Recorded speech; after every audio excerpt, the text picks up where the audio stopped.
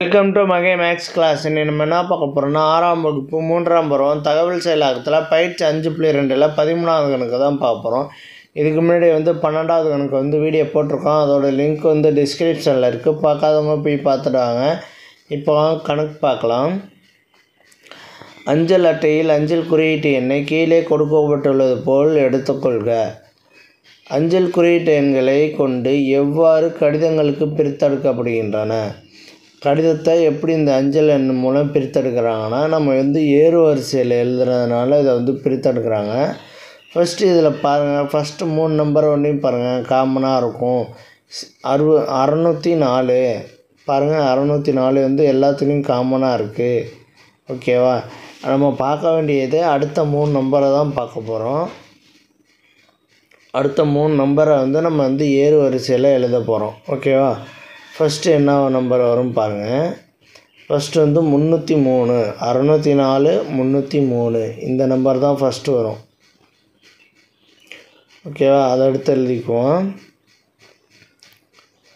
604, 303.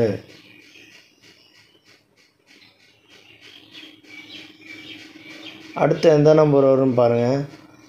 603, 604, 470. 470 இருக்குது. ஓகேவா? எத்தனை தடவை இருக்குதுன்னு பார்த்துக்குவோம். 470 2 முறை உள்ளது. அப்போ 2 முறைன்னு 2ன்னு போடணும். பக்கத்தில் இங்கே ஒன்று இருக்குது, இங்கே ஒன்று இருக்குது. அப்போ 2. ஓகேவா? அடுத்து என்ன நம்பர் இருக்குதுன்னு பார்க்கணும். அடுத்து சின்ன நம்பர், பெரிய நம்பர் 604, 505. 604, 505. அடுத்து 604, 506. 506 எத்தனை இருக்குதுன்னு பாருங்கள். 506 2 இடத்துல இருக்குது.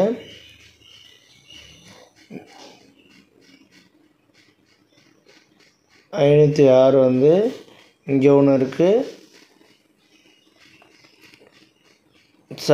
இங்கே ஒன்று இருக்குது. அப்போ இது 2 முறை அப்படின்னு 2 தடவை 2ன்னு எழுதிக்கணும். ஓகேவா?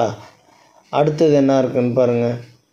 506க்கு அப்புறம் 509. 509, 604, 509. அடுத்து என்ன நம்பர் இருக்குது? 604, 515. 604, 515. அடுத்து என்ன நம்பர் இருக்குது? 604, 516.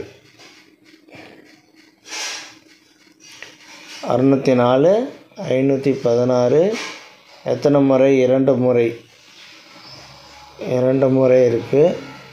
ஒருத்தவங்க செக் பண்ணிக்கலாம் ஒரு தடவை. 3 முறை இருக்குது. அப்போ இது 3 முறைன்னு எடுத்து எழுதணும். 1 2 3 3 முறைன்னு எடுத்து எழுதணும். 3. அடுத்து என்ன நம்பர் இருக்குது பாருங்கள். அடுத்து 520. 604, 520. அடுத்து என்ன இருக்குது? 520, 604, 560. 604, 560 2 முறை. ஓகேவா? அவ்வளோதான் இந்த கணக்கு. இந்த மாதிரி தான் எடுத்து எழுதணும். நெக்ஸ்ட் வீடியோவில் பார்க்கலாம். இந்த வீடியோ பிடிச்சிருந்தா லைக் பண்ணுங்கள், ஷேர் பண்ணுங்கள், சப்ஸ்கிரைப் பண்ணுங்கள், அந்த பெல் பட்டனையும் கிளிக் பண்ணுங்கள்.